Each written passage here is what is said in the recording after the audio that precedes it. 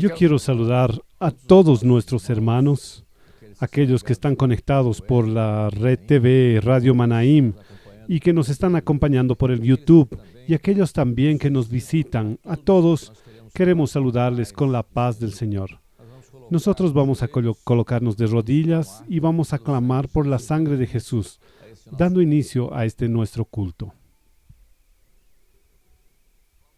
Clamamos, Señor, por la sangre de Jesús. Te pedimos, oh Dios, una bendición especial para este culto, para este momento, que tú estés operando en todos los hogares, oh Dios. Aquellos que están participando con nosotros, dales una bendición, es el clamor que hacemos en nombre de Jesús. Vamos a escuchar un loor, vamos a dar continuidad a nuestro culto.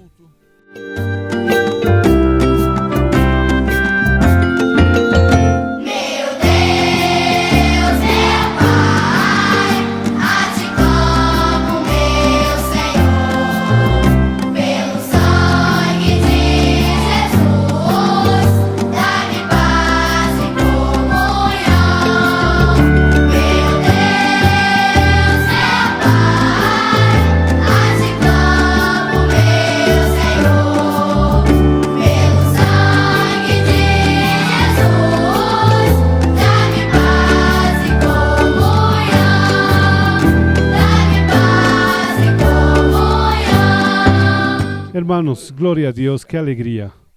Vamos a dar continuidad ahora con una intercesión. Un hermano se va a levantar y va a hacer un clamor, una intercesión en esta hora. Nuestro Dios, clamamos por el poder que hay en la sangre del Señor Jesús y pedimos una bendición para los ancianos de tu casa, de tu obra, los enfermos, con enfermedades crónicas.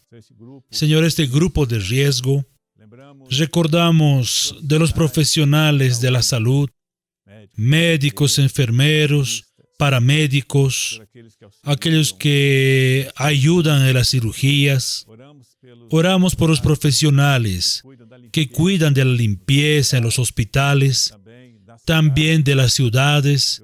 Señor, pedimos una bendición para la seguridad, por los policías, por los militares, por toda la seguridad civil. Señor, extiende tus manos, preserva sus vidas, preserva sus familias, libra de las contaminaciones, guarda sus hogares. Por la sangre de Jesús clamamos en nombre de Jesús. Ahora vamos a escuchar un loor cantado por los niños. Todos pueden acompañar, los que están en casa, los niños también. Los niños también participan de este culto. Vamos a cantar este loor.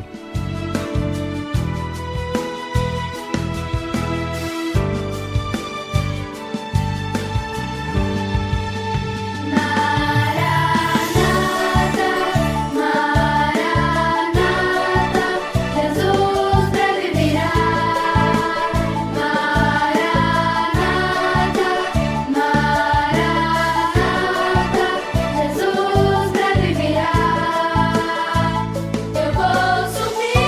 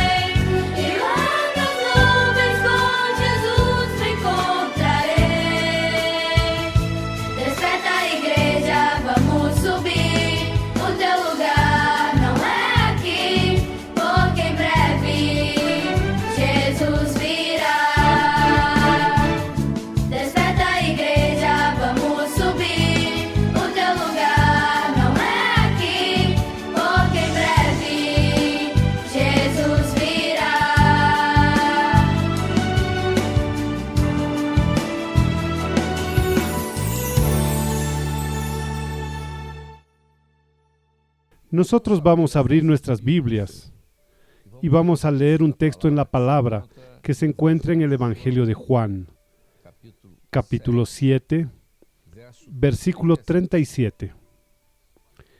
Un texto muy conocido. Y en el último día y gran día de la fiesta, Jesús se puso en pie y alzó la voz diciendo: si alguno tiene sed, venga a mí y beba. Mis hermanos, es un texto muy conocido, tal vez uno de los más hablados, que se ha predicado mucho sobre este texto.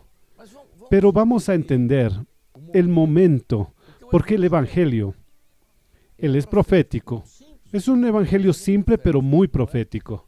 Él tiene un alcance que está volcado hacia un proyecto, porque el Evangelio es un proyecto de salvación. Cuando Jesús está al final de su ministerio, él era judío y conocía toda la religión, cómo funcionaba.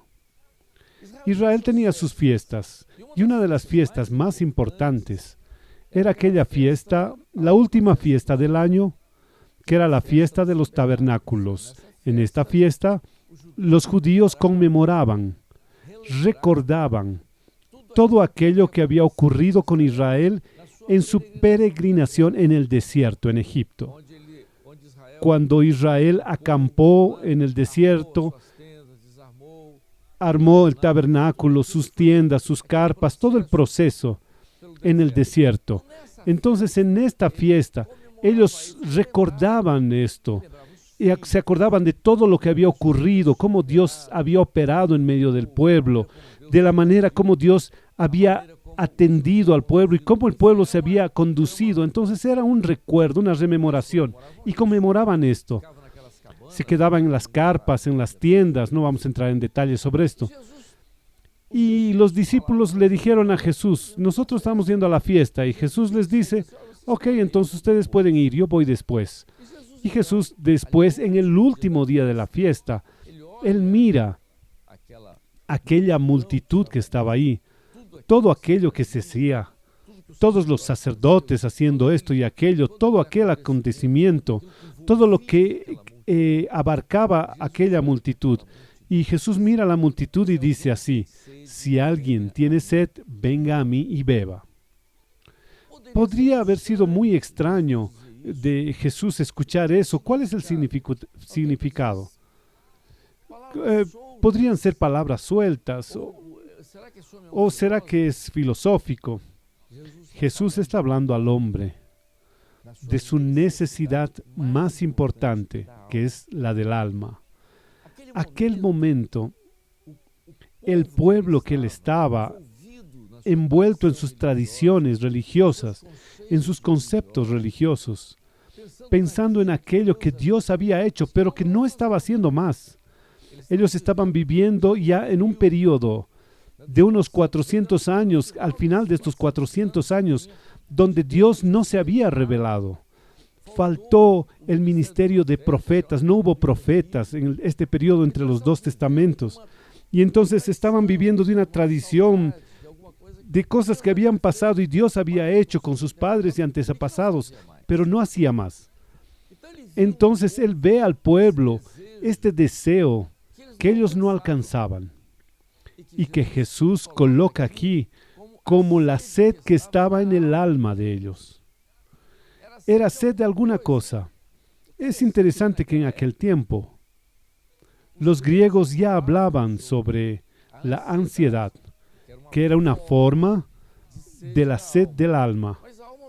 Y entonces, ¿cómo que el alma puede quedarse sediento? Es abstracto. ¿Qué es lo que usted le da al alma?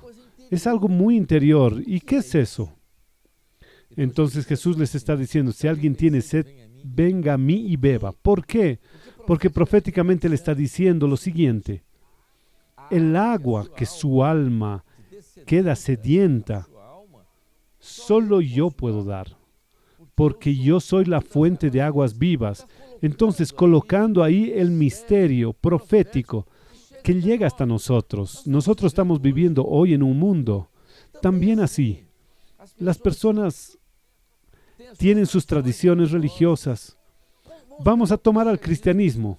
Las personas viven un cristianismo hoy, sus fiestas, sus tradiciones, recuerdan, algunos leen la Biblia y son envueltos con esto en ciertos momentos del año, en ciertos homenajes a Cristo y todo aquello. Pero el alma no está saciada. ¿Por qué? ¿Por qué? Por algo muy simple y que nosotros debemos entender, que el Evangelio marca algo muy interesante. El profeta Zacarías ya hablaba sobre esto. Hay dos tipos de cristianismo. Hoy, visible. ¿Cuáles son estos dos tipos de cristianismo? Un cristianismo histórico. Nosotros hemos hablado mucho sobre esto. Un cristianismo histórico es que fue hasta la muerte del Señor Jesús, de la muerte de Jesús hacia atrás. Es historia. Y hay otro cristianismo que va de la resurrección hacia adelante. Es el cristianismo del tercer día, el cristianismo de la resurrección. Este cristianismo no es histórico, es profético. ¿Cuál es la diferencia entre los dos? La diferencia es que en el cristianismo histórico Jesús ha muerto. Y en el cristianismo profético Jesús ha resucitado, vive. ¿Y cómo puede usted entender esto? ¿Será que el mundo de hoy acepta de esta forma el mundo de hoy? ¿Entiende? Sí. Miren bien. Cuando yo estaba en la universidad, yo comencé a anunciar por una orientación del Señor a mis compañeros, hablándoles de Jesús, de la vida en Jesús. La mayoría de los que yo hablaba, la mayoría de mis colegas, comentaron entre ellos diciendo que yo estaba haciendo un caso psiquiátrico, que yo estaba mal, que yo estaba diciendo que Jesús hablaba, que Dios se estaba revelando. Y entonces estaba con un caso psiquiátrico. ¿Por qué ellos alegaron que yo tenía este caso? Porque ellos eran cristianos. Pero ¿cuál cristianismo? El cristianismo de ellos en aquel momento, que yo respeto, es histórico. Jesús está muerto, no se revela más. ¿Cuál es la experiencia hoy? Entonces yo le digo a usted, su cristianismo es histórico, yo le pregunto, o profético. Mi cristianismo es profético. ¿Por qué? Porque Jesús está vivo y se revela a mí. Habla conmigo. Yo doblo mis rodillas, clamo por la sangre de Jesús y yo siento su presencia. No lo veo, pero siento que está presente en espíritu. Entonces usted está en su casa ahora con algún problema y dificultad, con ansiedad, a veces con problemas de enfermedad o problema de material, trabajo, social, material, del momento. Ahí usted clama en este momento, clama. Usted va a clamar. Y este Jesús que está aquí, que ahora está presente aquí y ahí en su casa, en espíritu, Él te va a escuchar y usted va a decir, mi alma tiene sed. Y Él va a decir, yo soy la fuente de agua viva. Entonces, usted tiene sed, yo tengo sed. Mi alma tiene sed, yo no sé de qué.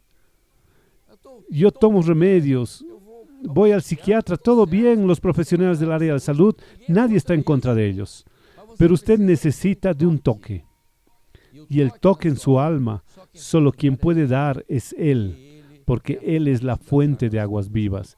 Entonces la palabra de Jesús, dicha allá en el pasado, casi 2000 años atrás, ella vence, porque la palabra es viva, vence los siglos y llega hasta hoy delante de nosotros, en nuestra vida, en este momento. Algunos preocupados con las acciones del mundo, lo de la pandemia y todo eso, todo está ahí. Pero la voz allá del pasado se repite hoy y le dice a usted, ¿tú tienes sed? Sí, yo tengo sed. Mi alma tiene sed, no sé de qué. Muchas veces yo siento. Yo recuerdo de una señora que siempre llegaba. Muchas veces llegaba a mi trabajo, a mi consultorio. Una señora muy distintiva, casada, tenía muchos recursos, tenía bienes. Y una vez llegó a mi consultorio y me dijo, Amadeo, mi vida no tiene sentido. Yo tengo un buen marido, tengo dinero, tengo todo, pero tengo un vacío que no sé explicar. Tengo muchos problemas, he buscado ayuda psicológica y no he encontrado nada. Yo le dije, tu alma clama por alguna cosa que solo Jesús puede darte. Lo que está en su alma es sed de agua. ¿Pero qué agua? Es la bendición del Espíritu Santo. Y esta señora fue a la iglesia y se convirtió. Es un momento parecido. Las personas están preocupadas con muchas cosas. La salud, yo estaba hablando ayer, estos días estaba hablando con algunos médicos que decían que hubo grandes problemas psicológicos después del momento que estamos viviendo, porque ya está ocurriendo. La crisis existencial, las personas cuestionando, es muy común. La crisis existencial, que fue y tuvo su punto más alto en la década del 90, fue interesante porque la pregunta que las personas se hacían, el cuestionamiento, eso alcanzó a muchas personas, artistas famosos, algunos se suicidaron y dejaron ahí sus cartas, otros personajes famosos que murieron. Y el cuestionamiento era siempre este: ¿de dónde yo vine? ¿De dónde yo vine? ¿Cómo yo vine? ¿Para qué yo vine? ¿Y a dónde voy? Entonces, este cuestionamiento puramente racional. Pero hoy, nosotros vivimos dentro de esto como un modismo, y hoy, una de las más importantes síndromes que hay dentro de eso que está aquí, que el problema del hombre era y es aquí hoy, y tienen pánico. ¿Qué es el pánico? Es el miedo. Genera ansiedad, depresión.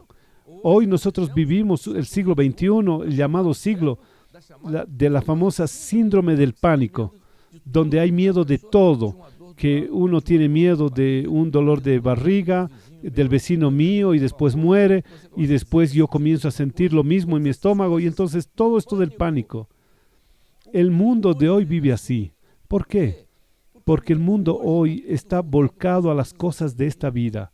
Es físico, material, y la obra creadora es finita. Yo dije estos días a un grupo de hermanos, Dios nos está dando una lección en este proceso todo. Un elemento, una partícula que no llega a ser siquiera una célula, es una molécula que puede ser DNA, RNA, no lo sé, lo que está haciendo este estrago aquí ahora, RNA. Es una partícula, o sea, se necesita de una célula para que entre y se replique. Este elemento, esta molécula, colocó al mundo entero de rodillas, colocó al mundo poderoso, científicamente poderoso, económicamente poderoso, del punto de vista de todo, de poder, de ejército, de todo, pero todos están con miedo, con pavor, por una molécula. ¿Y qué es lo que Dios está diciendo a nosotros? Y las personas preocupadas por esto y los científicos están sin saber qué hacer. ¿Por qué? Dios nos está dando. Nosotros hablamos mucho sobre ciencia y fe, y a veces, ¿por qué ciencia y fe? Están hablando mucho sobre ciencia y fe. Mire, yo estoy en una obra profética y conozco esto y he visto durante todos estos años. El Espíritu Santo nos está diciendo una cosa, y nosotros hablamos hace unos 3 años. Esta situación toda del mundo que está mostrando una cosa, la obra creadora es extremadamente frágil. Dios nos está mostrando lo siguiente: la obra creadora es frágil, es limitada, no resiste una molécula. Y es por esto que el énfasis todo está en la obra redentora, aquello que Jesús garantizó para nosotros en la cruz. Y es esto lo que tiene que ser parte de nuestra vida, en este proyecto, en el momento en el que estamos viviendo, que es un momento del pronto, el momento en el que Jesús está diciendo por su Espíritu, a mí, a la iglesia, a usted que está participando ahí, tú tienes sed. ¿De qué? De un Jesús histórico, que es un símbolo, no. tiene un deseo, su alma ansía a un Jesús vivo que puede entrar en su vida y ser parte de su vida y hacer parte de su familia y hacer con que haya una fiesta en su interior, porque solo Él puede, como dice el profeta que habló allá en el libro de Isaías, solo Él puede abrazar tu alma, su alma. Terminando. La palabra de Jesús se repite hoy para usted que está ahí. Para mí, para todo el mundo. Pero también para usted que está ahí sentadito, que está ahí con problemas tal vez de enfermedad, o con un examen o con miedo. La palabra es para usted. Tú tienes sed. Entonces diga ahí, el Espíritu Santo está ahí, queriendo escuchar. Mi alma tiene sed. Y entonces diga así, mi alma tiene sed. Y Él va a tocar su alma. Y usted va a tener su alma saciada por el agua de la vida, porque Jesús es la fuente de aguas vivas. Que el Señor nos bendiga.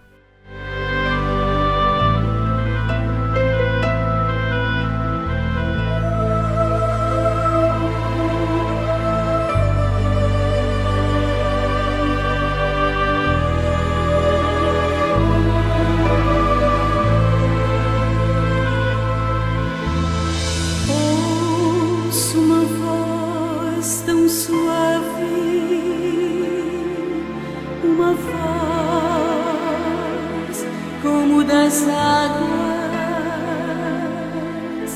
que sai do trono do Senhor, dizendo assim com amor: